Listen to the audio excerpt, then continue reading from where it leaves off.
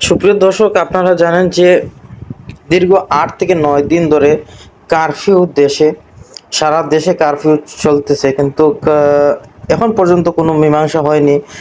সেনাবাহিনী সহ BGB, magistrate সহ সর্বপ্রকারের প্রশাসক এখন আম্বরখানা পয়েন্টে কঠোর অবস্থানে রয়েছে, কিন্তু যাকেই পাচ্ছেন তাকেই কিন্তু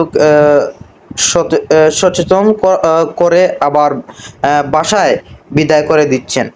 এই হলো এই মুহূর্তের সংবাদ, যেটা আমি কালেক্ট করে এনেছি ভিডিও করে।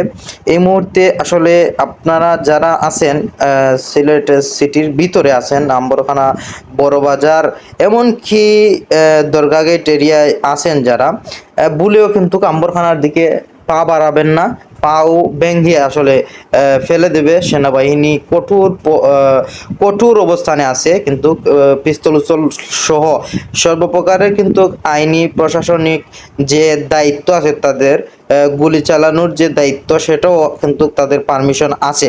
তো আপনারা কিন্তু আম্বরখানা যেতে হলে কিন্তু অনেক ভেবেচিন্তে পা বাড়াবেন। যদি জীবনের ভয় না থাকে তাহলে যেতে পারেন, কোনো সমস্যা নেই, আমার কোনো আপত্তি নেই।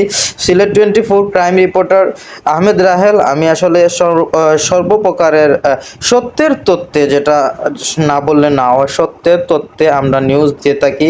যে যেখানে যা পাই সেখানে সব কিছুই তুলে ধরি সত্যের তথ্যে।